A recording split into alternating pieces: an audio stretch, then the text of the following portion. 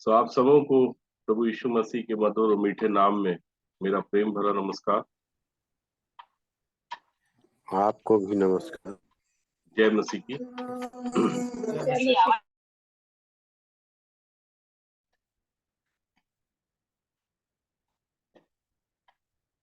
तो आइए हम वचन के भाग में जाएं, इससे पहले प्रार्थना के भाग में जाएंगे और आइए हम प्रार्थना करें। धन्यवाद धन्यवाद धन्यवाद धन्यवाद धन्यवाद देते हैं सारी आशीषों के देने वाले स्वर्गीय पिता। बड़ी ही दीनता और बड़ी ही नम्रता के साथ एक बार फिर आपके चरणों में आते हैं पिताजी। सारा आदर, सारी महिमा, सारा गौरव आपको देते हैं। सनातन, विराट, आदित्य, आसिमित, सर्वशक्तिमान परमेश्वर पिता, राजाओं के राजा, प्रभुओं के प्रभु, धन्यवाद देते हैं आज के दिन के लिए, इस संध्या काल के लिए पिताजी, जिसे कि हमने आपके अनुग्रह से देखने पाए पिताजी, और आपने हमें अपने बलवंत हाथों के नीचे संभाला। हर एक बुराई से, हर एक दुष्ट की युक्तियों से आपने हमें बचाया पिताजी। ये आपका ही अनुग्रह है पिता। यहाँ उपस्थित प्रत्येक जनों को पिता परमेश्वर आपके हाथों में सौंप देता हूँ। जो भी पिता परमेश्वर हमारे साथ संगति अभी करते हैं, अर्थात वर्तमान में करते हैं, आगे आने वाले समय में भी जुड़ते हैं, और जो भी पिता परमेश्वर इन संदेशों को यूट्यूब के माध्यम से सुनते हैं पिताजी, होने दीजिए अपने वचन के द्वारा प्रत्येक से बोले और बातचीत करें पिता। और हम सबको पिता परमेश्वर जो अपने इस बहुमूल्य समय को निकाल के इस संगति में जुड़ते हैं पिताजी, होने दीजिए उन सबको भी पिता परमेश्वर आप आशीषित कीजिए। अपने वचन के द्वारा हमसे बोलिए और बातचीत कीजिए और हमें छाटिए पिताजी, ताकि हम बहुतायत से फलने वाले हो सके पिता। आपका अनुग्रह हमारे जीवन में बना रहे। प्रार्थना करता हूँ इस ग्रुप के लीडर्स लोगों के लिए, होस्ट के लिए, को होस्ट के लिए पिताजी, और जितनी भी बहनें हैं, जितने भी भाई हैं, जितने भी बच्चे हैं पिताजी, जिन्होंने अपने मन को आपके वचन पर लगाया है पिता, उन सबको होने दीजिए मेरे पिता कि आप अपने अनुग्रह की दृष्टि में छुपा के रखें, और उन सबको पिता परमेश्वर दिन प्रतिदिन अंश अंश करके अपने स्वरूप और अपनी समानता को प्रदान करें पिताजी। सचमुच पिताजी, जब हम इस बात को जानने समझने पाते हैं कि आपकी वो योजना, आपकी जो इच्छा मनुष्य को लेकर है पिताजी, कि आप उसे अपने स्वरूप और अपनी समानता को देना चाहते हैं पिता। वह स्वरूप और वह समानता जिसको प्राप्त करके मनुष्य आपके समक्ष खड़ा रहने की योग्य बन सके पिताजी। हाँ मेरे पिता, यही इच्छा, यही डिजायर हमारे अंदर भी हो कि उसके लिए हम भली इच्छा और मनसा को जो आपके वचनों में पाई जाती है, उसको जान के समझ के अपने आप को आपकी योग्य प्रजा बनाने वाले हो सके। हर एक बातों में आपको धन्यवाद देता हूँ पिताजी। मुझ में ऐसी कोई खूबी नहीं है, ऐसी कोई लियाकत नहीं है कि आपके वचन को, आपके हृदय की बातों को, आपके भेदों को हर एक को बता सकूं, समझा सकूं। लेकिन पिताजी, आपसे बस यही विनती और प्रार्थना करता हूँ, पवित्र आत्मा आप स्वयं आए और अपने परिचय को हम सबको सर्वव्यापी करें। मैं अपनी आत्मा, अपने प्राण, अपनी देह को आपके हाथों में सौंप देता हूँ पिताजी। मेरे सिर के बाल से लेकर पैर के तलवे तक संपूर्ण रूप से आपका ही नियंत्रण होने पाए पिताजी। एक बार फिर सबों को आपके हाथों में सौंपते हुए इस विनती और प्रार्थना को मसीह यीशु के मीठे और पवित्र नाम से मांग लेता हूँ। सुनिए और दया से ग्रहण कीजिए। आमीन।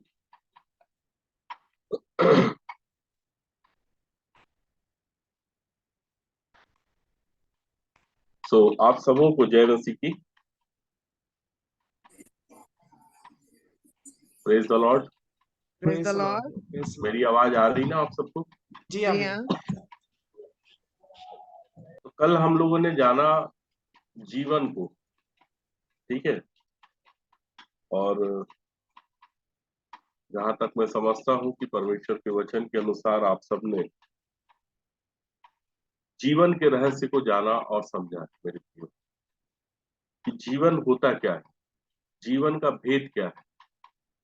जीवन के बारे में सामान्यतः जैसा एक मनुष्य सोचता है या जो एक मनुष्य विचार करता है, क्या उसको हम जीवन कहते हैं? या जीवन का मतलब है कि परमेश्वर के सद्गुण को प्रकट करने वाला एक मनुष्य। और जब प्रभु यीशु मसीह के पीछे एक मनुष्य चल पड़ता है, तो जैसा पौलुस कहता है पहला कुरिन्थियों की पत्री उसके 11 अध्याय उसके 1 पद में क्या कहता है कि तुम मेरी सी चाल चलो, क्योंकि मैं किसकी चाल चलता हूँ? मसीह की सी चाल चलता हूँ कहता है। तो वहां वो कलीसिया से कहता है, निवेदन करता है, आग्रह करता है कुरिन्थियों की कलीसिया से कि तुम मेरी सी चाल चलो, क्योंकि मैं मसीह की सी चाल चलता हूँ। तो हमारा चाल चलन मसीह की चाल चलन से मैच कर जाना चाहिए मेरे प्रियो। अगर मेरी चाल प्रभु यीशु मसीह की चाल है, अर्थात उसके पद चिन्हों पे मैं चल रहा हूं या हम सब चल रहे हैं, तो उसको कहते हैं परमेश्वर के सद्गुण को प्रकट करना। ठीक उसी रीति से जैसे प्रभु यीशु मसीह के विषय में लिखा है यूहन्ना रचित सुसमाचार में कि व्यवस्था तो मूसा के द्वारा आई, लेकिन अनुग्रह और सच्चाई प्रभु यीशु मसीह के द्वारा आई।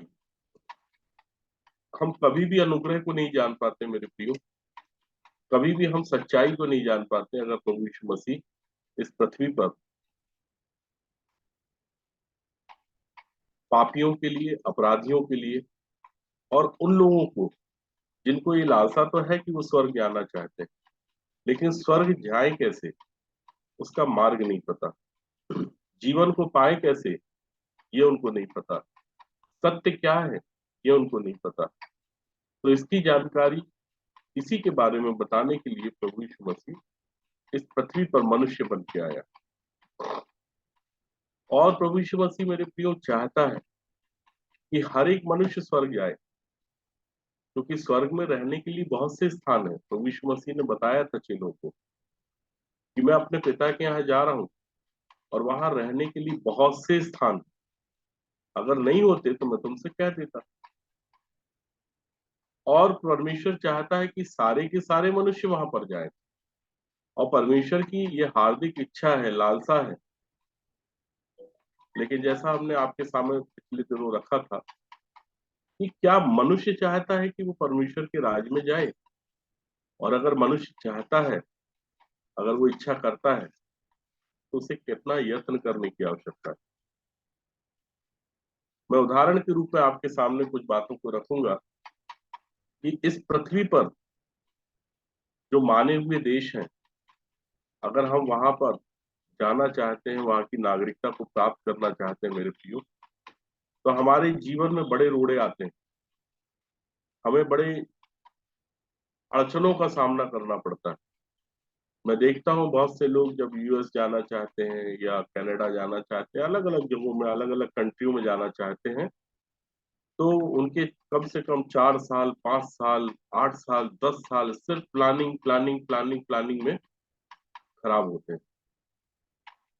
आज ये हो गया, आज ऐसा हो गया, आज वैसा हो गया, अभी हमको ये करना है, हमको अभी ये प्लानिंग करना है, अभी हमारा वीजा नहीं लगा है, अभी हमारे वीजे में ये अटकलें आ रही हैं। अब आप समझिए कि जब पृथ्वी के एक देश में जाने के लिए, उस देश की नागरिकता को प्राप्त करने के लिए कितने चरणों से होकर एक व्यक्ति को गुजरना पड़ता है। तो अब बात आती है एक व्यक्ति को स्वर्ग में जाना। स्वर्ग अर्थात जहां पर अनंत जीवन है, वहां मृत्यु का नामो निशान नहीं है, जहां पे दुख नहीं है, जहां परेशानी नहीं है, जहां कष्ट नहीं है, परमेश्वर ऐसी जगह लेके जाता है या लेके जाना चाहता है। आज मेरे प्रियो जितने भी लोग इस पृथ्वी पर जीवन यापन कर रहे हैं, आपने देखा होगा कि बहुत से लोग हैं जो इस पृथ्वी पर रहते हैं, जब उनके जीवन में क्लेश आता है, जब उनके जीवन में परेशानियां आती हैं, जब उनके जीवन में समस्याएं आती हैं, वो डिप्रेशन में आ जाते हैं और वो लोग गलत कदमों को उठा देते हैं। और जब वो गलत कदमों को उठाते हैं तो उनका ये सोचना होता है कि जब हम अपने इस जीवन को समाप्त कर रहे हैं, जो एक्चुअल में जीवन नहीं है, शारीरिक दृष्टिकोण से जिसको हम जीवन समझ रहे हैं वो जीवन नहीं है, ठीक है। और इस जीवन को समाप्त करके अब हम इससे छुटकारा पाएंगे। क्या ऐसा होता है? क्योंकि इस पृथ्वी पर जो व्यक्ति जीता है वो कुछ दिन सुख में रहता है, कुछ दिन दुख में रहता है, फिर कुछ दिन सुख में रहता है, कुछ दिन दुख में रहता है। और जब वो इधर से अपने जीवन को समाप्त करता है तो वो सोचता है कि अब सब कुछ बेटर हो जाएगा, सब कुछ अच्छा हो जाएगा। लेकिन उसको नहीं पता कि इस पृथ्वी के बाद जो नेक्स्ट समय है, जो नेक्स्ट युग है या नेक्स्ट जीवन है जहां पे उसको परमेश्वर लेकर जाएगा, वो स्वर्ग नहीं है। अगर उसने आत्महत्या कर लिया, उसने सुसाइड कर लिया, उसने अपने जीवन को समाप्त कर लिया, तो जैसे ही उसकी पृथ्वी पर आंख की पलक झपकेगी अर्थात बंद होगी, अगले ही पल उसकी पलक जो है वो अधोलोक में खुलेगी। और वो कैसा स्थान है? पीड़ा का स्थान। यहाँ तो कुछ समय लोग खुश हो लेते हैं, कुछ समय आनंदित हो लेते हैं, मनोरंजन कर लेते हैं, लेकिन वहां पे सिर्फ तड़पन है, पीड़ा है। और एक व्यक्ति जिन बातों को सोच के अपने जीवन को समाप्त करता है, दुर्भाग्य मेरे प्रियो उसका कि जिस जगह वो जाता है उस जगह तो और ज्यादा पीड़ा होती है। ये तो पीड़ा का आरंभ है। इसी पृथ्वी पर अर्थात इसी पृथ्वी लोक पर रहकर एक मनुष्य दो रास्ते में से एक रास्ता चुनता है। दो वे हैं, दो रास्ते हैं, दो मार्ग हैं, ठीक है। और जैसे दो मार्ग हैं तो उन दो मार्गों के दो स्वामी भी हैं, ठीक है। हमारा प्रभु यीशु मसीह जो जीवन की बात करता है अर्थात परमेश्वर का पुत्र, तो परमेश्वर का पुत्र जीवन की बात करता है, पवित्र आत्मा उस जीवन को कैसे पाना है वो सिखाता है। तो पवित्र आत्मा पुत्र के पास लेके जाता है अर्थात जीवन के पास लेके जाता है, और जीवन जो है अर्थात प्रभु यीशु मसीह जो है वो पिता के पास लेके जाता है। अब आप देखिए कि जिस तरीके से यहाँ तीन लोग काम कर रहे हैं अर्थात पिता, पुत्र और पवित्र आत्मा, ठीक उसी तरीके से जो उसका विरोधी है वो भी तीन तरह से काम कर रहा है। उसको आज हम समझने का प्रयास करेंगे। तो हमारे साथ आप एक वचन निकालें।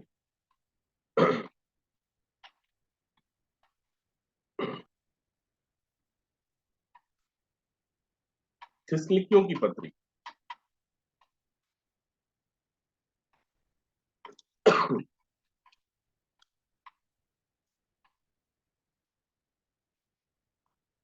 दूसरा थिस्सलुनीकियों की पत्री, उसका दूसरा अध्याय और उसके पहले पद से पढ़िएगा।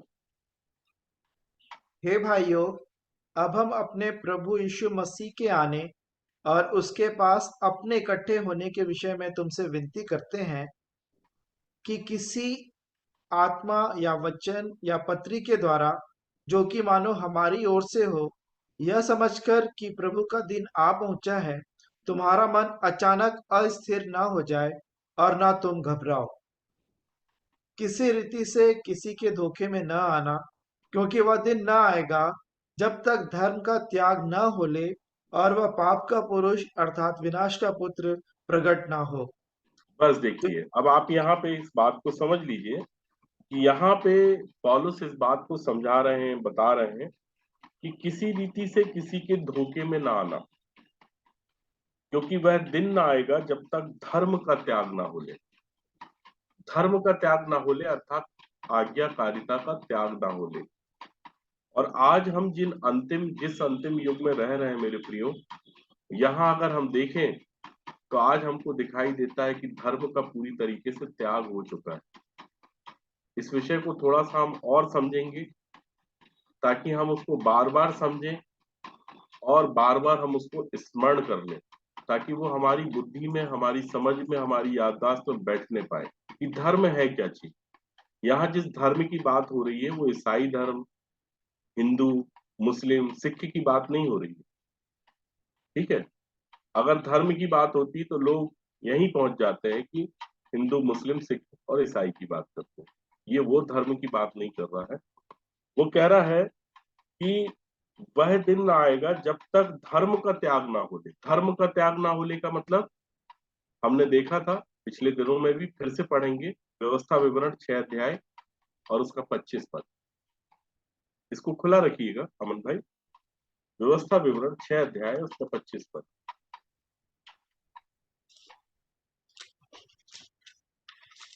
24 पद से पढ़ दीजिएगा बल्कि। जी भैया। और यहोवा ने हमें यह सब विधियां पालन करने की आज्ञा दी, इसलिए हम अपने परमेश्वर यहोवा का भय माने और इस रीति सदैव हमारा भला हो और वह हमको जीवित रखे, जैसा कि आज के दिन है। और यदि हम अपने परमेश्वर यहोवा की दृष्टि में उसकी आज्ञा के अनुसार इन सारे नियमों के मानने में चौकसी करें, तो यह हमारे लिए धर्म ठहरेगा। यह हमारे लिए धर्म ठहरेगा। अगर हम उसकी दृष्टि में इन सारे नियमों के मानने में चौकसी रखें तो ये हमारे लिए क्या ठहरेगा? धर्म धर्म ठहरेगा। ठहरेगा। और आज मेरे प्रियो, बड़ी विडंबना है। आज अगर हम देखते हैं कि ये बातें जो लिखी हुई हैं बाइबल में, आज कौन मानने के लिए तैयार? अक्षरस मानने की अगर बात करूं मैं, 100% की बात करूं, क्योंकि परमेश्वर का वचन बोलता है, इसी 6 अध्याय के 4 पद से पढ़िएगा भाई। व्यवस्था विवरण 6 अध्याय के 4 जी। पद से। हे इसराइल सुन, यहोवा हमारा परमेश्वर है, यहोवा एक ही है। हम्म। तू अपने परमेश्वर यहोवा से अपने सारे मन और सारे जीव और सारी शक्ति के साथ प्रेम रखना। यहाँ परमेश्वर का वचन ये बता रहा है कि जब परमेश्वर से अगर बात होती है, परमेश्वर के वचन के मानने की बात होती है, तो जो हमने 6 अध्याय का 25 पद पढ़ा था, उसके पहले परमेश्वर कहता है, हे इज़राइल सुन। परमेश्वर किससे बात कर रहा है? इज़राइल से। क्यों कर रहा है? क्योंकि इज़राइल उसकी क्या करता है? सुनता है। बीते दिनों में भी हमने इज़राइल की डेफिनेशन बताए थे आपको कि इज़राइल मतलब क्या होता है। इज़राइल अर्थात शुद्ध मन वाला, इज़राइल अर्थात जिसके भीतर कपट नहीं होता। उससे परमेश्वर कहता है कि हे इज़राइल सुन, क्योंकि इज़राइल के पास सुनने वाले कान हैं। इसलिए प्रभु यीशु मसीह भी ये कहता था कि जिसके सुनने के कान हो वो सुन ले। आत्मा सुनने के कान वालों से ही बात करता है, अर्थात परमेश्वर। आत्मा अर्थात परमेश्वर किससे बात करता है? जिसके सुनने के कान हो। जिसके कान कट गए हैं, या जिसने कान बंद कर लिया है, या जिसने कान में रुई डाल लिया, उससे बात नहीं करता वो। ठीक है, जिनका मन कठोर हो गया उनसे भी बात नहीं करता। तो परमेश्वर बात कर रहा है कि हे इज़राइल सुन, यहोवा हमारा परमेश्वर है और यहोवा एक ही है। और उससे कैसे बात तू करना? तू अपने परमेश्वर यहोवा से अपने सारे मन, सारे अर्थात 100%, नॉट अ 99%, नॉट अ 98%। अगर 99% भी कर रहे हैं तो फिर वो बोल देगा तुझ में एक बात की घटी है। देखिए, बाइबल आप सब पढ़ते हैं मेरे प्रियो। ऐसा कोई नहीं है इस ग्रुप में जो बाइबल नहीं पढ़ता। ऐसा कोई नहीं है जिसने इन वचनों को नहीं जाना, नहीं समझा। लेकिन आत्मा कलीसिया से ये बात कहता है मेरे प्रियो कि तू अपने परमेश्वर यहोवा से, पहली बात है सारे मन। अभी बहन ज्योति भी इसी बात को बोल रही थी, और परमेश्वर इसी वचन को खुलवा रहा है कि परमेश्वर से अगर प्रेम रखना है तो कैसे रखना है? सारे मन से, सारे जीव और सारी शक्ति के साथ प्रेम रखना। ठीक है, अगर ये जो कुछ कर रहा है और बोलता है 6वें पद में कि ये आज्ञाएं जो आज मैं तुझको सुनाता हूं वो तेरे तन में बनी रहे, बोलता है, या मन में बनी रहे? मन में बनी रहे। मन में बनी रहे। परमेश्वर जो आज्ञाएं सुना रहा है वो आज्ञाएं कहाँ बनी रहना है? मन में बनी रहना है। ठीक है, अगर मन में बनी रहेगी तो मैं इजराइल ठहरूंगा, आप इजराइल ठहरेंगे। ये पैटर्न है परमेश्वर का बात करने का। अद्भुत रीति से परमेश्वर ने पुराने नियम में भी बात किया है और नए नियम में भी बात किया है। देखिए, आप हमारे साथ एक वचन निकालिए, मरकुस रचित सुसमाचार 10 अध्याय।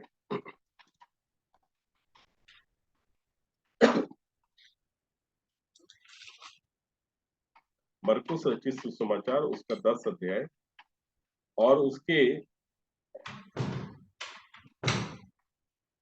माफ कीजिएगा, मरकुस रचित सुसमाचार उसका 12 अध्याय और उसके 28 पद से पढ़िए। शास्त्रियों में से एक ने आकर उन्हें विवाद करते सुना, और यह जानकर कि उसने उन्हें अच्छी रीति से उत्तर दिया, उससे पूछा, सबसे मुख्य आज्ञा कौन सी है? किसने पूछा? शास्त्रियों ने। फिर से पढ़िए इसी को आप। शास्त्रियों में से एक ने आकर उन्हें विवाद करते सुना, और यह जानकर कि उसने उन्हें अच्छी रीति से उत्तर दिया, उससे पूछा, सबसे मुख्य आज्ञा कौन सी है? तो पूछने वाला कौन है? शास्त्री। तो शास्त्री को परमेश्वर का पुत्र प्रभु यीशु मसीह उत्तर कैसे देता है? 29 पद में पढ़िए। यीशु ने उसे उत्तर दिया, सब आज्ञाओं में से यह मुख्य है, हे इस्राएल सुन, हमारा परमेश्वर एक ही प्रभु है। देखिए, और आप ये बताइए कि शास्त्री से बात कर रहा है प्रभु यीशु मसीह, लेकिन एड्रेस किसको कर रहा है? इस्राएल इजराइल को। कहता है कि हे इजराइल सुन। ये नहीं बोलता हे शास्त्री सुन, हे फरीसी सुन, हे व्यवस्थापक सुन, नहीं बोला उसने। अब आप देखिए, एक छोटी से छोटी बात बाइबल में कितनी इंपॉर्टेंट है। जरा भी एक शब्द इधर से उधर हो जाएगा ना, सब गड़बड़ हो जाएगी बात। प्रभु यीशु मसीह ने भी जब उसने पूछा शास्त्री ने कि सबसे मुख्य आज्ञा कौन सी है, तो उसने शुरुआत ही यहां से किया कि हे इजराइल सुन, क्योंकि उसको मालूम है इजराइल ही सुनता है उसको, और दूसरा कोई सुनता नहीं है उसकी। क्योंकि सुन तो लेगा लेकिन चलेगा नहीं। सुनने वाले नहीं वरन वचन पर चलने वाले बनो। और उससे बोलता है प्रभु हमारा परमेश्वर एक ही प्रभु है, एक ही प्रभु है कहता है। और यही बात को 30 पद में कोट किया प्रभु यीशु मसीह ने। पढ़िए भाई। और तू प्रभु अपने परमेश्वर से अपने सारे मन से और अपने सारे प्राण से और अपनी सारी बुद्धि से और अपनी सारी शक्ति से प्रेम रखना। और दूसरी यह है, तू अपने पड़ोसी से अपने समान प्रेम रखना। इससे बड़ी और कोई आज्ञा नहीं। आज हम इसी पे एक बहुत बड़ा भेद आप लोगों के सामने खोलेंगे, है ना। पहले हम जो बात बता रहे थे थिस्सलुनीकि की पत्री में, उसको आपके सामने रखेंगे कि जहां धर्म की बात हो रही, कि धर्म का त्याग आज आपको दिख रहा है कि नहीं दिख रहा है? क्या लगता है आज आपको? आज की परिस्थिति को देख के, आज के समय को देख के, आज के परिवेश को देख के, आज के समाज को देख के, आज की कलीसिया को देख के, है ना, आज के गिरजा घर को देख के, कौन से वाले घर को देख के? गिरजा गिरजा घर को देख के आज ये स्थितियां परिस्थितियां समझ में आ रही ना, कि परमेश्वर का वचन जो बातें हमको बता रहा है, समझा रहा है, आज धर्म का पूरी तरह से त्याग हो चुका है।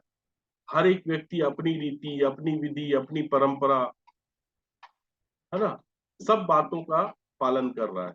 अभी मैं देख रहा था पिछले दिनों में, शेखर भैया ने एक बहुत अच्छी बात बोली थी रोमियो 10 अध्याय से। मैं उसके सामने, आप लोगों के सामने फिर से रखूंगा उस विषय को। 10 अध्याय के 1, 2, 3, 4 पद। फिर आगे हम इस विषय को रखेंगे कि जो बात प्रभु यीशु मसीह बोल रहा था मरकुस में 12 अध्याय में, वो क्या विषय था, है ना। पढ़िए आगे रोमियो हे 10। हे भाइयों, मेरे मन की अभिलाषा और उनके लिए परमेश्वर से मेरी प्रार्थना है कि वे उद्धार पाएं। प्रार्थना कर रहा है पौलुस और कह रहा है कि मेरी प्रार्थना ये है, मेरे मन की अभिलाषा ये है कि हे भाइयों, तुम सब क्या पा जाओ? उद्धार पा जाओ। तो वो कहता है हे भाइयों, मेरे मन की अभिलाषा और उनके लिए परमेश्वर से मेरी प्रार्थना है कि वे उद्धार पाए, वो अनंत जीवन पाए, वो जीवन की बातों को जाने और समझें। तब तो एक व्यक्ति उद्धार पाएगा, तब एक व्यक्ति छुटकारा पाएगा, तब एक व्यक्ति साल्वेशन पाएगा, तब एक व्यक्ति मुक्ति को प्राप्त करेगा। अगर मुक्ति को प्राप्त करना है तो उसको ये पता होना चाहिए कि वो किस बातों से मुक्त होना चाहता है, किन बातों से वो छुटकारा पाना चाहता है। क्या वो अपनी बुराइयों से वास्तविक रूप से छुटकारा पाना चाहता है? क्या उसने इसके लिए कभी परमेश्वर से व्यक्तिगत रूप से प्रार्थना की है कि मैं इन चीजों से छूटना चाह रहा हूं प्रभु? अगर वो छुटकारा पाना चाहता है तो कहता मैं प्रार्थना कर रहा हूं। पौलुस कहता मैं प्रार्थना करता हूं भाइयों के लिए, मेरी प्रार्थना है कि वो उद्धार पाए। आगे पढ़िए भाई। क्योंकि मैं उनकी गवाही देता हूँ कि उनको परमेश्वर के लिए धुन रहती है, परंतु बुद्धिमानी के साथ नहीं। अब वो गवाही भी दे रहा है इस बात की, और गवाही किस बात की है? कि उनको परमेश्वर के लिए धुन रहती है, क्योंकि ऐसी ही धुन पौलुस के अंदर भी थी जब वो परमेश्वर को नहीं जान रहा था, नहीं समझ रहा था। लेकिन जब प्रभु यीशु मसीह के साथ उसका एनकाउंटर हुआ तो उसने ज्योति को भी देखा और शब्द को भी सुना, और जो उससे बात कर रहा था वो उससे कह रहा था कि हे शाऊल तू मुझे क्यों सताता है, क्यों सताता है, क्यों सताता है। तब उसको समझ में आया कि मैं जिसको सता रहा हूं ना, वही तो यीशु है, वही तो प्रभु है, वही तो मसीह है।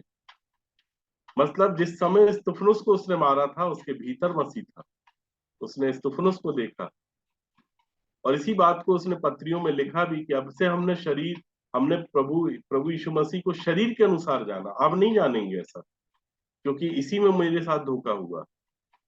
और आज भी मेरे प्रियो बहुतों के साथ ये धोखा हो रहा है, उनको ये बात समझ नहीं आ रही। और इस धोखे से मैं चाहता हूं कि हर एक व्यक्ति बाहर निकल जाए, इस धोखे में अपना जीवन ना बिताए, क्योंकि उसको परमेश्वर के लिए धुन तो रहती है लेकिन उसको बुद्धिमानी के साथ नहीं रहती। उसको धुन रखना है तो कैसे रखना है? बुद्धिमानी के साथ रखना है। ये बात अभी भैया ने बताए हैं पिछले 3 या 4 दिन पहले, और इसी विषय को थोड़ा सा मैं और अच्छे से बताना चाह रहा हूँ। हालांकि भाई ने बहुत अच्छे से बताया है, लेकिन थोड़ा सा प्रकाश हम इन बातों से डालना चाह रहे हैं, क्योंकि वे परमेश्वर की धार्मिकता से अनजान होकर, किसकी धार्मिकता से? परमेश्वर की धार्मिकता से अनजान होकर अपनी धार्मिकता स्थापित करने का यत्न करके परमेश्वर की धार्मिकता के अधीन ना हुए, जबकि उनको किसके अधीन होना था? परमेश्वर की धार्मिकता के अधीन होना चाहिए। बट चौथे पद में क्या कहता है?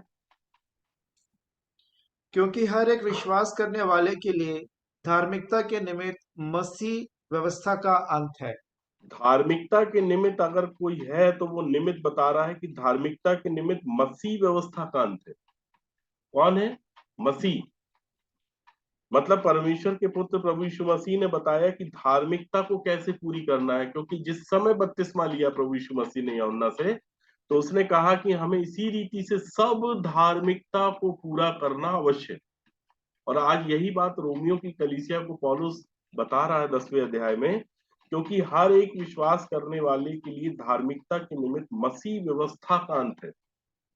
व्यवस्था का अंत है कौन है? मसीह।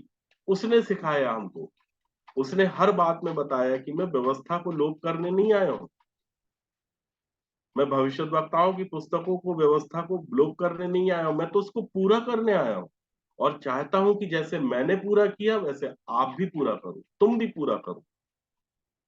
और जो ये चौथा पद बता रहा है कि हर एक विश्वास करने वाले के लिए धार्मिकता के निमित्त मसीह व्यवस्था का अंत है, इसको हम थोड़ा सा समझेंगे।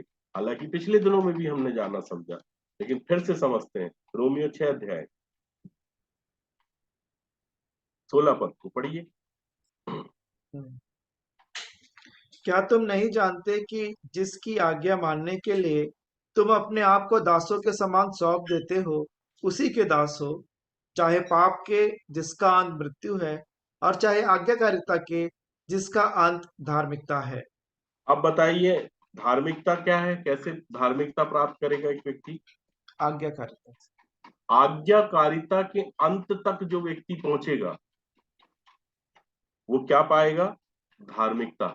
और यही बात पौलुस बता रहा था कि हर एक विश्वास करने वाले के लिए धार्मिकता के निमित्त मसीह व्यवस्था का अंत है। मसीह ने हमको सिखाया कि व्यवस्था को कैसे पूरी करना है। तो व्यवस्था को पूरी करने के लिए एक व्यक्ति को आज्ञाकारिता के अंत तक पहुंचने की आवश्यकता है मेरे प्रियो। ये रेस बीच में पूरी नहीं हो जाएगी। इसलिए तो पौलुस कह रहा था, मैं दौड़ रहा हूं, मैं उस पदार्थ को पकड़ना चाह रहा हूं। ऐसा नहीं है कि मैंने उसको पा लिया। मैं भूखा हूँ, प्यासा हूँ, नंगा हूँ, मारा मारा फिर रहा हूँ, मैं इस संसार में, जगत में खुरचन के समान ठहरा हूँ। क्यों कह रहा था वो? क्या हमने इन कारणों को जाना और समझा कि जिस व्यवस्था की बात प्रभु यीशु मसीह कर रहा था कि हमें इसी रीति से सब धार्मिकता को पूरा करना अवश्य, एक भी चीज छूटनी नहीं चाहिए। एक एक स्टेप, एक एक बात को पूरा करना है। ये तो छोटे छोटे स्टेशन है, ये तो आरंभीकरण है कि एक व्यक्ति जब प्रभु यीशु मसीह के पास आता तो सबसे पहला काम है उसको कि उसको मन फिराना। मन फिराने के बाद उसके पापों की क्षमा होती है। पापों की क्षमा के बाद उसे उद्धार का ज्ञान प्राप्त होता है, जैसा लूका 21:77 में लिखा है कि उनके लोगों को उद्धार का ज्ञान दे जो उनके पापों की क्षमा से प्राप्त होता है। पापों की क्षमा के बाद एक व्यक्ति को उद्धार का ज्ञान प्राप्त होगा। उद्धार प्राप्त नहीं होता है, उद्धार का ज्ञान प्राप्त होता है। तो जब उद्धार का ज्ञान प्राप्त होता है तो एक व्यक्ति सही मार्ग पे चलता है, और सही मार्ग पे चलता है तो उसके बाद वो प्रोसेस को पूरी करता है। फिर पापों की क्षमा होती है, उद्धार का ज्ञान प्राप्त होता है, फिर वो बपतिस्मा लेता है। बपतिस्मा लेने के बाद फिर वो आगे बढ़ता है। चौथे नंबर पे है पवित्र आत्मा, कि फिर परमेश्वर को पता है कि इस व्यक्ति को जो उद्धार के मार्ग पे चल पड़ा है, इसको पवित्र आत्मा की सहायता की आवश्यकता है। अब पवित्र आत्मा इसको सब बातें सिखाएगा। सब बातें, पृथ्वी की बातें नहीं सिखाएगा, वो स्वर्ग की बात सिखाने आएगा। वो बाइबल को खोल खोल के बताएगा, बाइबल को समझाएगा कि वचनों को कैसे पूरा करना है, कैसे इनको मानना है, कैसे आज्ञाकारी बनना है। तो आज्ञाकारी कैसे बनते हैं? अगर आज्ञा को मानना है और आज्ञा को मानना सीखना है तो कैसे मानते हैं, कैसे पूरा करते हैं? दुख उठा उठा। दुख उठा उठाकर। Praise the Lord. देखिए, इसी को बोलते हैं स्मरण। मतलब परमेश्वर जो बातें हमको बता रहा, अगर वो हमको स्मरण है। प्रभु यीशु मसीह ने आज्ञा को कैसे मानना सीखा। अब अगर मैं आज्ञा मानना चाहता हूं, अगर मैं इन आज्ञाओं को मानना और जानना चाहता हूं, उनको सीखना चाहता हूं, तो मुझे भी क्या उठाना पड़ेगा? दुख उठाना पड़ेगा। उसने दुख उठा उठाकर आज्ञा माननी सीखी। तो हर एक आज्ञा के पीछे एक दुख जड़ा हुआ है। कैसा लगता है आज्ञा मानने में? और वो भी परमेश्वर की आज्ञा मानना। क्योंकि यदि तू उसकी दृष्टि में इन सब नियमों के मानने में, इन सब आज्ञाओं को मानने में, इन सब विधियों को मानने में, इन सब रीतियों के मानने में चौकसी करे, तो ये तेरे लिए क्या ठहरेगा? धर्म ठहरेगा। शॉर्टकट से नहीं जाया जा सकता। जब धर्म को समझेगा एक व्यक्ति, तब वो धर्मी बनेगा। अर्थात जब वो आज्ञाओं के मानने में चौकसी करेगा, तब वो आज्ञाओं पे चलना सीखेगा। और जब वो आज्ञाओं को मानने में चौकसी करके और उस पर चलने लगेगा, तब वो धर्मी ठहर जाएगा। क्योंकि परमेश्वर के यहाँ आज्ञाओं को मानने वाले और आज्ञाओं पे चलने वाले क्या ठहर जाते हैं? धर्मी ठहरते हैं। वचन के सुनने वाले धर्मी नहीं ठहरते। सुनने वाले तो बहुत हैं, भीड़ की भीड़ लगी हुई है। लेकिन परमेश्वर का वचन कहता है कि यदि तू उसकी आज्ञाओं को मानने में चौकस रहता है, अलर्ट रहता है एवरी टाइम कि प्रभु ने मुझे क्या बोला था। आपको पता है, दाऊद भी हर बात परमेश्वर से पूछ पूछ के करता था। फलिस्तियों से जब युद्ध लड़ने के लिए जा रहा था तो पूछा था परमेश्वर से, क्या मैं चढ़ाई करूं? परमेश्वर ने बोला हाँ चढ़ाई कर। फिर प्रार्थना किया, फिर पूछा चढ़ाई करूं? तो परमेश्वर से हर एक बात वो पूछ पूछ के करता था। इसलिए तो दाऊद के विषय में परमेश्वर ने कहा, ये मेरे मन का सब है। तो परमेश्वर का वचन ये बात हमको बताता है मेरे प्रियो कि हमें इन आज्ञाओं पे मानने में चौकस रहना है। अगर हम धर्म को समझ गए तो हम धर्मी ठहरेंगे, और धर्मी व्यक्ति ही आज्ञाकारिता के अंत तक जब पहुंच जाएगा तब उसको क्या बोलेगा कि इसने धार्मिकता को पूरा कर लिया। चलिए आज हम आपको थोड़ा सा और इसके विषय में और अंदर लेके चलते हैं। प्रभु यीशु मसीह ने कहा था कि मैं व्यवस्था को लोप करने नहीं आया हूं, मैं व्यवस्था को क्या करने आया हूं, पूरा करने आया हूं। यही बोला था ना, कहा था ना। अब बताइए हम में से कितने लोग हैं जो इस व्यवस्था को पूरा करना चाहते हैं?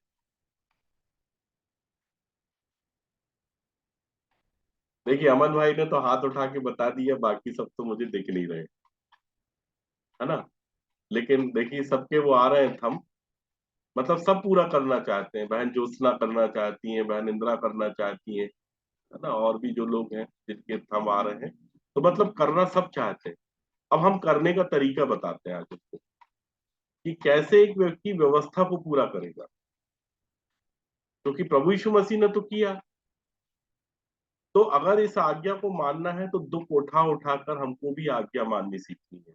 निकाले हमारे साथ रोमियो उसका 13 अध्याय।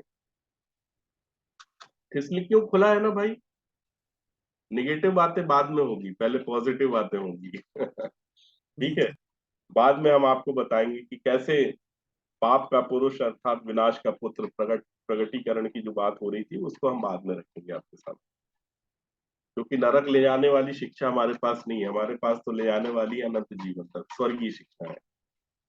रोमियो उसका 13 अध्याय और उसके 8 पद से पढ़े।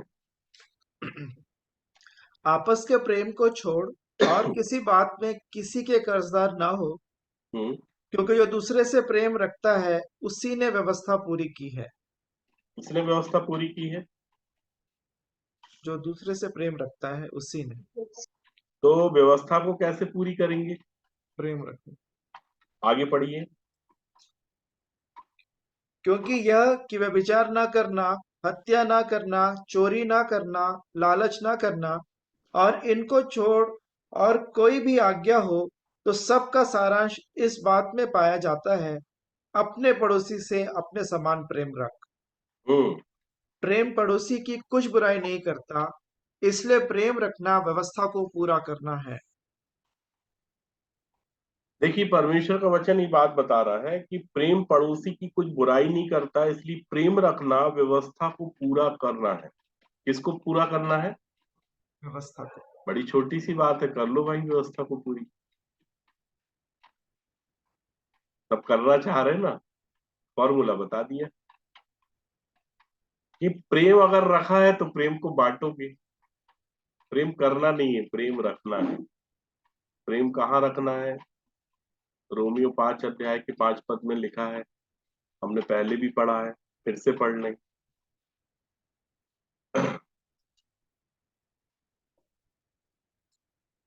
पढ़िए। पांचवा वचन पढ़ोगे, शुरू से पढ़ोगे एक से? जी। पांच वचन, पांच का पांच। हाँ हाँ, बस 5 का 5 पढ़ लीजिए। और आशा से लज्जा नहीं होती, क्योंकि पवित्र आत्मा जो हमें दिया गया है उसके द्वारा परमेश्वर का प्रेम हमारे मन में डाला गया है। कहाँ पे डाला गया है? मन में। मन में। कौन से वाले मन में? शुद्ध मन में। अगर मन शुद्ध है तो परमेश्वर अपने प्रेम को मन में डाल देगा, और जब मन में डालेगा ना प्रेम को, अर्थात इस बीज को जब मन में डालेगा तो इसको बहुत अच्छे से कैरी करना पड़ता है, बहुत अच्छे से कैरी करना पड़ता है मेरे प्रियो। क्योंकि वो समय होता है, जैसे गर्भवती स्त्री जो है ना 9 महीने तक उस बीज को कैरी करती है, उस तरह से एक आत्मिक व्यक्ति को इस बीज को अर्थात परमेश्वर के प्रेम को जो उसके मन में डाला जाता है उसको कैरी करना पड़ता है। तो फिर कितने समय तक कैरी करना पड़ता है? देखिए ये सब चीजें लिखी हुई है बाइबल में, ऐसा नहीं है कि कोई बात नहीं लिखी हुई है, कोई बात छुपी नहीं है, सब लिखी हुई है। इसलिए तो हमें इन बातों को जानना अवश्य मेरे प्रियो। जब तक हम इन बातों को जानेंगे नहीं, समझेंगे नहीं, हम कैसे इन बातों में हम आत्मिक रूप से उन्नति नहीं कर पाएंगे। बातों से कुछ नहीं होने वाला। परमेश्वर का राज्य बातों में नहीं है। परमेश्वर का राज्य, परमेश्वर की सामर्थ किसमें है? परमेश्वर का राज बातों में नहीं है, उसकी सामर्थ्य में, उसका पावर दिखना चाहिए हमारे जीवन में। क्या हम परमेश्वर की बातों को जो हम कर रहे हैं, क्या हम अपने जीवन में प्रकट कर पा रहे हैं क्या उसको? अभी क्या होता है देखिए, आप गलातियों 5 अध्याय निकालिए हमारे साथ।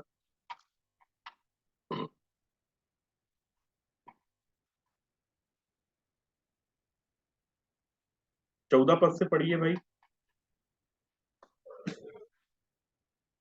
क्योंकि सारी व्यवस्था इस एक बात में पूरी हो जाती है, तो हम्म। अपने पड़ोसी से अपने समान प्रेम रख। हम्म। पर यदि तुम एक दूसरे को दांत से काटते और फाड़ खाते हो, तो चौकस रहो कि एक दूसरे का सत्यानाश ना कर दो। देखिए अभी क्या हो रहा है मतलब वहां बोल रहा है प्रेम की रीति से चलना है। और आगे भी देखेंगे कि जो इसने अपने पड़ोसी से प्रेम रख लिया, उसने राज व्यवस्था को पूरी कर दिया। पत्रियों में ऐसी इसी बातें बताई जा रही। उस राज व्यवस्था को, अर्थात उस स्वर्गीय व्यवस्था को वो राज व्यवस्था बता रहा है। उस राजा को, जो राजाओं का राजा और प्रभुओं का प्रभु है, अगर आपने उसके काम को पूरा कर दिया तो आपने उस राज व्यवस्था को पूरी कर दिया।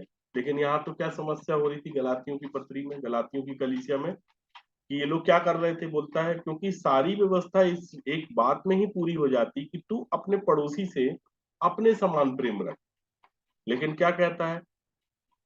पर यदि तुम एक दूसरे को दांत से काटते और फाड़ खाते हो, तो चौकस रहो कि एक दूसरे का सत्यानाश ना कर दो। किसका है नेचर काट खाने का? कुत्ते हाँ जी, कुत्ते का। कुत्ते का नेचर है ना। ये कुत्ता बड़ी खतरनाक चीज है बाइबल में।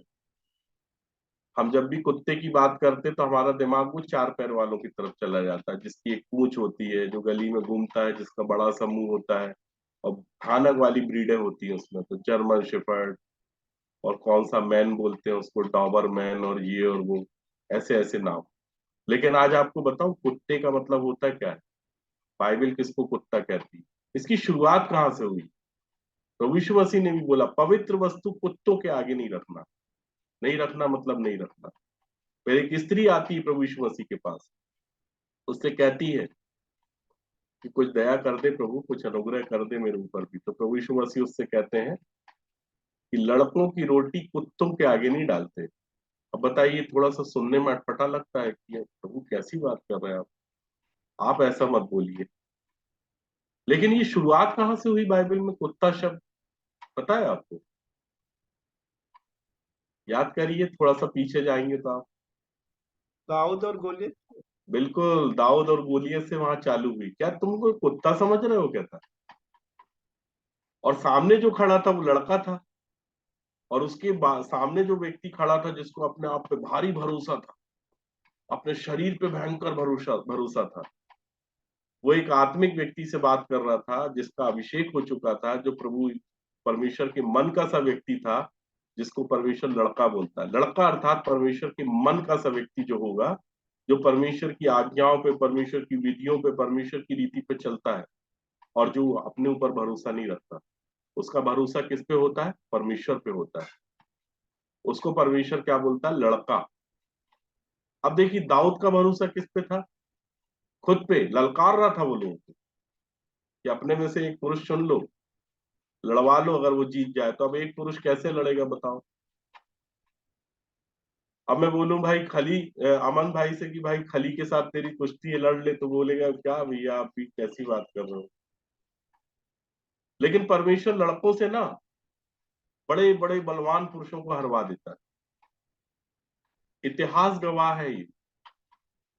बाइबल इस बात की साक्षी है कि परमेश्वर ने इजरायलियों से जब कनानियों को हरवाया, तो वो कनानियों का जिनका भेद लेने के लिए इजरायली गए थे, तो उन्होंने कहा कि उनके सामने तो हम लोग कैसे दिखते हैं? टिड्डों के माफिक दिखते हैं प्रभु। कहाँ हम लड़ेंगे मूसा, कहाँ तू मरवाएगा हम लोग को? लेकिन दो ही लोग थे जिन्होंने कहा कि नहीं, परमेश्वर हमारी ओर है, हम जीतेंगे। तो देखिए क्या है मतलब, कलीसिया से बोल रहा था कि तो सारी व्यवस्था एक बात में ही पूरी हो जाती कि तू अपने पड़ोसी से अपने समान प्रेम रख। पर तुम लोग क्या कर रहे हो, एक दूसरे को दांत से काटते हो, फाड़ खाते हो। चौकस रहो कि एक दूसरे का सत्यानाश ना कर दो। कलीसिया को मिटा मत देना, ठीक है। तो क्या है कुत्ता आखिर? फिलिपियों की पत्री 3 अध्याय। देखिए हम बहुत शॉर्टकट में इस बात को रख रहे हैं, नहीं तो हम वचनों को खोलते हैं, इसलिए हम बोले कि जितनी जल्दी हो सके उस विषय को आपके सामने रखें। फिलिपियों की पत्री 3 अध्याय और उसके पहले पद से पढ़िएगा, पहला और दूसरा और तीसरा पद। इसलिए हे मेरे भाइयों, प्रभु हम्म, में आनंदित रहो। वे ही बातें तुमको बार बार लिखने में मुझे तो कोई कष्ट नहीं होता। मुझे कोई कष्ट नहीं होता। तुमको बार बार लिखने में कह रहा है, कलीसिया से कह रहा है कि हे मेरे भाइयों, प्रभु में आनंदित रहो। वही बातें मुझे वही बातें तुमको बार बार लिखने में मुझे कोई कष्ट नहीं होता। और इसमें तुम्हारी कुशलता है, तुम्हारी कुशलता। आगे, कुत्तों से चौकस रहो। कुत्तों उन से चौकस रहो। कुत्तों से कहता, कौन से वाले कुत्तों से चौकस रहना है? उन बुरे काम करने वालों से चौकस रहो। अब समझ में आ रही बात क्या बोल रहा है? कुत्तों से चौकस रहो, और आगे क्या बोला उसने? उन बुरे काम करने वालों से चौकस रहो। मतलब कुत्ते का मतलब क्या हुआ? बुरे काम करने वाला। समझ में आ रही बात? आगे पढ़िए और समझेंगे आप, इसका डिटेल बोला है पौलुस ने। उन काटकूट करने वालों से चौकस रहो, हाँ, क्योंकि खतना वाले तो हम ही हैं, जो परमेश्वर की आत्मा की अगुवाई से उपासना करते हैं। अब और बोलता है खतना वाले तो हम ही हैं, जो परमेश्वर के आत्मा की अगुवाई से उपासना करते हैं और मसीह यीशु पे घमंड करते हैं, ठीक है। और और शरीर पर भरोसा नहीं रखते। किस पे भरोसा नहीं रखते? शरीर पे। कहता हम नहीं रखते, लेकिन वो लोग रखते हैं। मतलब कौन रखते हैं? कुत्ते। हाँ, इनको कुत्ता कहा गया। अर्थात कुत्ते का मतलब होता है शारीरिक लोग। शारीरिक लोगों के साथ बड़ी समस्या है, काट कूट कर देते हैं वो लोग, ठीक है। इसलिए तो प्रभु यीशु मसीह के साथ भी ये सब बातें जब हो रही थी, यशायाह में यही भविष्यवाणियां तो लिखी थी कि वो ऊन कतरते समय चुपचाप रहती है। सब तो हो रहा था प्रभु के साथ, वही तो काम कर रहे थे। शारीरिक लोग क्या कर रहे थे? जिन्होंने प्रभु यीशु मसीह को क्रूस पे चढ़ाया, वो क्या कर रहे थे? वही कर रहे थे, काट कूट। शारीरिक लोग मेरे प्रियो बहुत काट कूट करते हैं, और पौलुस यही बात समझा रहा था।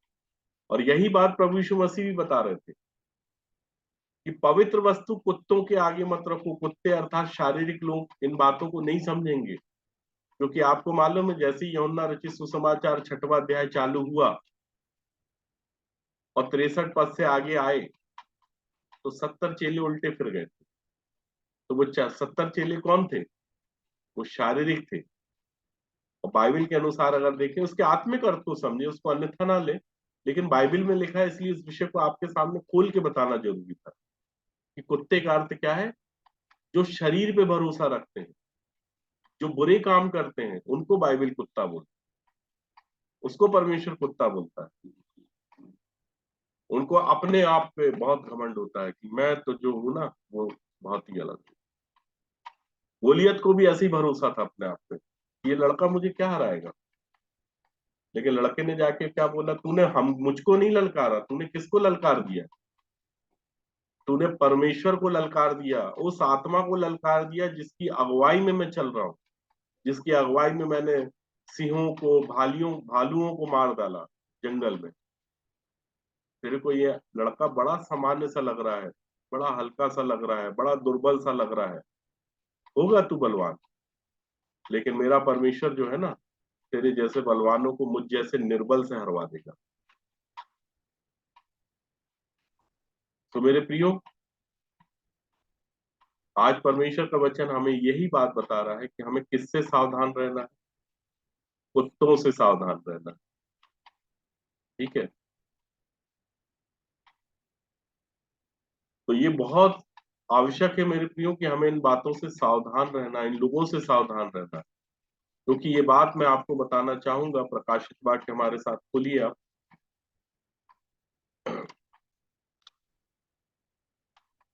22 अध्याय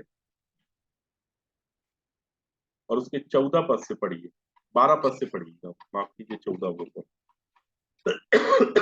देख, मैं शीघ्र आने वाला हूँ और हर एक के काम के अनुसार बदला देने के लिए प्रतिफल मेरे पास है। देखिए मैं बहुत सी जगहों में ये जो पद है लिखा रहता है, तो वो आधा अधूरा लिखा रहता है। मैंने कईयों जगहों में देखा, बस ये लिखा रहता है कि देख मैं शीघ्र आने वाला हूँ, बस यही खत्म हो जाता है, लेकिन पूरी बात नहीं लिखी रहती।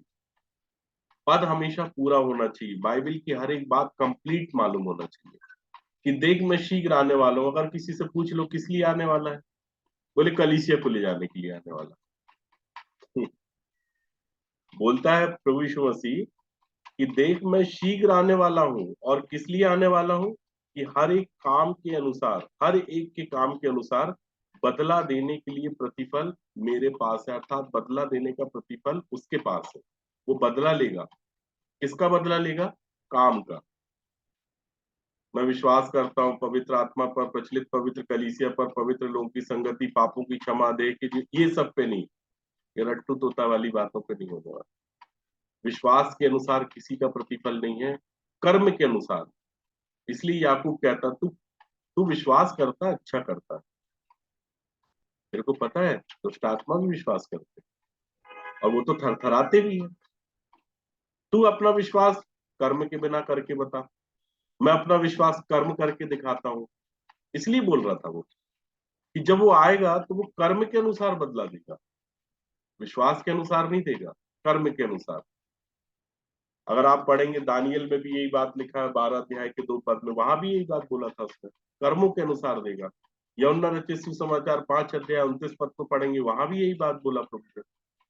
मत्ती रचित सुसमाचार उसका 16 अध्याय उसका 27 पद पढ़ेंगे, वहां भी यही बात बोला, कर्मों के अनुसार प्रतिफल देगा। दूसरा कुरिन्थियों अगर उसका 11 अध्याय उसके 15 पद को पढ़ेंगे, वहां भी यही बात बोला उसने। तो कई जगहों में बोला, अगर हम खुलवाना चालू कर देंगे तो खोल खोल के परेशान हो जाएंगे सब जगह कर्मों के अनुसार प्रतिफल, कर्मों के अनुसार प्रतिफल। क्योंकि एक पार्ट अगर प्रकाशित वाक्य है तो दूसरा पार्ट क्या है? दानियल है। दानियल के भी अंतिम अध्याय में यही बात बोला, 12 अध्याय के 2 पद में। चाहे तो एक बार अमन भाई पढ़ के बता दे।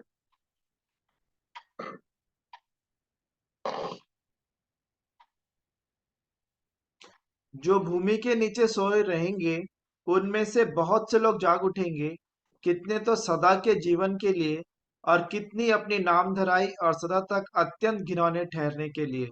हम्म। तब सिखाने वाले की चमक आकाश मंडल की सी होगी, अब आप और जो देखिए यहाँ भी यही बात बताया है, थोड़ा सा अलग अलग तरीकों से बताया है, कितने लेकिन तो बात सदा वही के है। जीवन के लिए, और कितने अपनी नाम धराई और सदा तक अनंत घिनौने ठहरने के लिए। मतलब यहाँ भी वही बात बता रहा है कि जब वो आएगा तो एक एक के काम के अनुसार उसका बदला देगा। थोड़े से शब्दों का अंतर है, उसको समझना पड़ेगा हमको। लेकिन तो परमेश्वर का वचन मेरे प्रियो हर बार यही बात बताता है। मत्ती रचित सुसमाचार अगर उसका 16 अध्याय के 27 पद को पढ़ेंगे तो वहां भी प्रभु यीशु मसीह ने बोल दिया। सुसमाचार से अगर देखेंगे तो मत्ती रचित सुसमाचार उसका 16 अध्याय उसके 27 पद में क्या लिखा है? मनुष्य का पुत्र अपने स्वर्गदूतों के साथ अपने पिता की महिमा में आएगा, और उस समय वह हर एक को उसके कामों के अनुसार प्रतिफल देगा। सबको कामों के अनुसार प्रतिफल देगा। मैं कितना विश्वासी हूँ, मैं कितना बड़ा विश्वासी हूँ, कितना विश्वास करता हूँ, मैं विश्वास करता हूँ इस पे उस पे, ये वो सब, ये सब बातें अलग हो जाएंगी। कर्म किया क्या, काम क्या किया?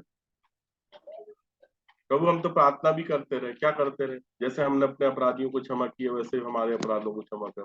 चल अच्छा, चल इसी बात पे न्याय करता हूँ। अब परमेश्वर न्याय करता, मान लीजिए न्याय कर दे, तो न्याय कैसे करेगा? ऐसे तराजू लेके बैठेगा परमेश्वर और बताएगा, एलसीडी खोलेगा, स्क्रीन में दिखाएगा वो फ्यूचर में, पास्ट में जो भी काम किया, प्रेजेंट में तो अभी तुम यहाँ पे खड़े हो। अब वो दिखाएगा कि तुमने अपने पड़ोसी को कैसे क्षमा किया। तो हमने अपने पड़ोसी को कैसे क्षमा किया? बोले भैया तुम अपना रास्ता देखो, हम अपना रास्ता देखते हैं। क्षमा कर दिया भैया, माफ करना, गलती हो गई, मैंने आपसे संबंध बनाया। परमेश्वर बोलेगा ठीक है, अब मैं भी आपको ऐसी क्षमा करता हूँ। ठीक है पंकज भाई, मैंने आपको क्षमा कर दिया, अब आप अपना रास्ता देखिए, मैं अपना रास्ता देखता हूँ। तो मैं बोलूंगा प्रभु मेरा रास्ता कौन सा? वो चौड़ा मार्ग, वो काले काले वाले खड़े हैं ना जो, ले जाओ भैया इनको, क्षमा कर दिया। ठीक, सोच के देखें न्याय कैसा होगा फिर। फंसने वाले काम जो हमारे जीवन में पाए जाएंगे। बहुत सी जगह है मेरे प्रियो, मैं अगर बताने बैठ जाऊंगा इन विषयों को तो समय का अभाव है। जो मेन बात अभी आपके सामने रखना है कि परमेश्वर का पुत्र जो है, आइए हमारे साथ फिर से थिस्सलुनीकियों की पत्री पे।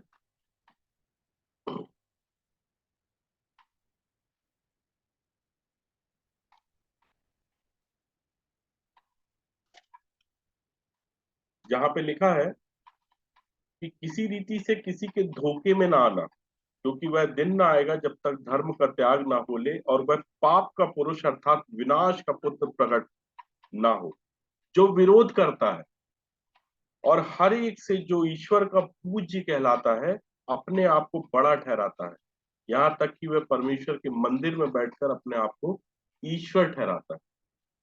देखिए मैंने आपके सामने शुरू में ये विषय रखा था कि पवित्र आत्मा पुत्र तक लेके जाता है और पुत्र जो है वो परमेश्वर तक लेके जाता है। ठीक उसी रीति से दुष्ट आत्मा भी उसी को कॉपी कर रहा है। दुष्ट आत्मा, ठीक है, वो हमें कहाँ लेके जाता है? पुत्र के पास लेके जाता है, क्योंकि विनाश का भी पुत्र है। यहाँ जो बात बताया जा रहा है कि विनाश का पुत्र है, तो विनाश कौन हुआ अपने आप में? पिता। पिता हुआ, तो विनाश का पुत्र है, ठीक है। और वो पुत्र जो है दुष्ट आत्मा पुत्र के पास लेके जाता है और पुत्र घसीट घसीट के कहा लेके चला जाता है? अपने पिता के पास, अर्थात विनाश के पास। और हम नहीं चाहते मेरे प्रियो कि कोई भी व्यक्ति उस चौड़े मार्ग पे चले। बहुत घसीटता है मेरे प्रियो को, हालात इतने खराब हो जाते हैं ना मनुष्य के, बद से बदतर। दिन भर कुछ ना कुछ उटपटांग बातें उसके दिमाग में चलती रहती हैं, चलती रहती, चलती रहती। और उसका नेचर कैसा हो जाता? काट कूट करने वाला, भमोड़ खाने वाला, मिटा देने वाला, खुद को भी मिटाता है, दूसरों को भी मिटा देता है। और ऐसे व्यक्ति से परमेश्वर बोलता है सावधान, चौकस रहो। पौलुस बोल रहा है चौकस, कलीसिया से बोल रहा है चौकस रहो। प्रभु यीशु मसीह ने भी बोल दिया पवित्र वस्तु कुत्तों के आगे मत रखो। वैल्यू नहीं करते उन बातों, समझते नहीं है, सबसे बड़ी बात जानते नहीं है। तो पवित्र वस्तु कुत्तों के आगे रखने से कोई लाभ मिलेगा क्या? ना दो बोलता, ना दो, है ही नहीं। पवित्र वस्तु कुत्तों के लिए नहीं है, लड़कों के लिए। अभी तो हमने सिर्फ एक विषय बताया मेरे प्रियो, अभी दूसरा विषय तो बाकी है कि अपने मोती सुअरों के आगे मत डालो। तो मेरे प्रियो परमेश्वर अपने इन वचनों के द्वारा हम सबों के जीवन में अपनी आशीषों को उड़ेले, ताकि हम परमेश्वर के वचनों के अनुसार उसकी गंभीरता को समझें, उसके भेद को समझें, उसके उस ज्ञान को समझने पाए जिसके द्वारा परमेश्वर एक मनुष्य को स्वर्गीय स्थानों में लेके जाना चाहता है। प्रभु यीशु मसीह चाहता है कि हर एक व्यक्ति उद्धार को प्राप्त करे, छुटकारे को प्राप्त करे, अर्थात बुराइयों से छूटने पाए। ठीक है, हमारा जीवन जो है वो नहीं रहना चाहिए। जल्दी से आप प्रकाशित वाक्य जो हम पढ़ रहे थे उसके आखिरी के 2-3 पदों को पढ़ें, फिर उसके बाद मैं आगे का भाग भाई अमन को देना चाहूंगा। प्रकाशित वाक्य जो पढ़ रहे थे हम। जी हाँ, जी हाँ। 12 से आगे मैं पढ़ रहा हूँ। हाँ, देख मैं शीघ्र आने वाला हूँ और हर एक के काम के अनुसार बदला देने के लिए प्रतिफल मेरे पास है। मैं अल्फा और ओमेगा, पहला और अंतिम, आदि और अंत हूँ। धन्य वे हैं जो अपने वस्त्र धो लेते हैं, क्योंकि उन्हें जीवन के वृक्ष के पास आने का अधिकार मिलेगा और वे फाटकों से होकर नगर में प्रवेश करेंगे। धन्य है वे जो अपने वस्त्र धो लेते हैं, क्योंकि उन्हें जीवन के वृक्ष के पास आने का अधिकार मिलेगा और वे फाटकों से होकर नगर में प्रवेश करेंगे। कहां से? फाटकों में से होकर। आने वाले समय में परमेश्वर ने चाहा तो इस विषय को भी आपके सामने रखेंगे कि फाटक कैसे हैं, कैसे एक व्यक्ति फाटकों से होकर नगर में प्रवेश करता है, किसको नगर बोलता है, किसको फाटक बोलता है परमेश्वर। आगे पढ़ लीजिए 15 पद। पर कुत्ते और टोन्हे और व्यभिचारी और हत्यारे और मूर्ति पूजक और हर एक झूठ का चाहने वाला और गढ़ने वाला बाहर रहेगा। देखिए स्पष्ट रीति से बता रहा है बाइबल। ये उस गली के कुत्ते की बात नहीं हो रही जिसके हम बारे में सोचते हैं, क्योंकि कुत्ते की बात होती तो हमारे दिमाग में वही चीज आती है। लेकिन यहाँ बता रहा है कि कुत्ते जो है वो स्वर्ग के राज्य में प्रवेश नहीं करेंगे। कुत्ते अर्थात शारीरिक लोग, क्योंकि लहू और मांस परमेश्वर के राज्य के भागी नहीं होंगे। परमेश्वर ने इसहाक के लिए कहा है कि ये तेरा वंश होगा। हमको इसहाक बनने की आवश्यकता नहीं है, प्रतिज्ञा की संतान बनने की आवश्यकता। अगर हम प्रतिज्ञा की संतान नहीं ठहरे तो हम परमेश्वर के पुत्र नहीं ठहरेंगे, क्योंकि परमेश्वर के पुत्रों के विषय में बाइबल क्या कहती है? परमेश्वर के पुत्र किसको बोलती है बाइबल वचन के अनुसार? क्योंकि जो परमेश्वर के आत्मा के चलाए चलते हैं वे परमेश्वर के पुत्र हैं। समझ रहे हैं आप? रोमियो 8 में लिखा हुआ है। परमेश्वर के पुत्र का मतलब स्वर्गदूत पे मत पहुंच जाना। कई लोग स्वर्गदूतों को बताने लगते हैं। स्वर्गदूतों के विषय में कहीं नहीं लिखा बाइबल में कि वो परमेश्वर के पुत्र। इसलिए कि जितने लोग परमेश्वर के आत्मा के चलाए चलते हैं वे ही परमेश्वर के पुत्र हैं, यही हैं, इसी पृथ्वी पर हैं, मरने के बाद नहीं होंगे। एट प्रेजेंट है, वर्तमान में है। वो आंखें चाहिए देखने के लिए, वो छिलके उतरना चाहिए। शारीरिक लोग परमेश्वर की बातों को ग्रहण नहीं करते। पौलुस समझा रहा था पहला कुरिन्थियों उसके 2 अध्याय में, है ना, कि शारीरिक लोगों की बातें समझ से बाहर है। वो समझना ही नहीं चाहते, क्योंकि उन्होंने अपनी धार्मिकता स्थापित कर ली। वो परमेश्वर की धार्मिकता के अधीन नहीं हुए, उनको परमेश्वर के नीचे होना चाहिए। उनने अपनी धार्मिकता स्थापित करके परमेश्वर को उसके नीचे कर दिया। किसके छाते के नीचे होना चाहिए था? परमेश्वर के छाते के नीचे, परमेश्वर की अधीनता में। उसको बोलते हैं भजन संहिता 51 अध्याय उसका 1 पद। वहां वो एप्लीकेबल हो जाता है जो परमेश्वर की धार्मिकता के अधीन हो जाता है ना, उसको कहते हैं कि वे परम प्रधान के छाए हुए स्थान में बैठा रहता है। वो सर्वशक्तिमान की छाया में ठिकाना पाता है, क्योंकि वो उसकी छाया में बैठा, उसकी अधीनता में बैठा हुआ है। सो मेरे प्रियो, कुत्ते और टोन्हे और व्यभिचारी और हत्यारे और मूर्ति पूजक और हर एक झूठ का चाहने वाला और गढ़ने वाला बाहर रहेगा, बाहर रहेगा, बाहर रहेगा। वो भीतर नहीं आ सकता मेरे। तो परमेश्वर अपने इस वचन के द्वारा हम सबों को आशीषित करे। और आगे का भाग मैं भाई अमन को दूंगा, वो जिसको भी प्रार्थना करने के लिए कहते हैं या करते हैं। तो आप सबों को मेरा प्रेम भरा नमस्कार। जय मसीह की। नमस्कार भाई, जय मसीह की। मेरे परमेश्वर पिता वचन का से किसी को भी ठोकर लगी है, ठेस लगी है, तो मेरे प्रियो मुझे क्षमा करें।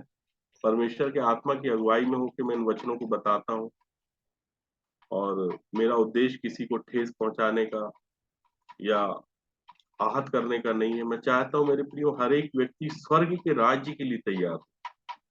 सो सबको जय मसीह।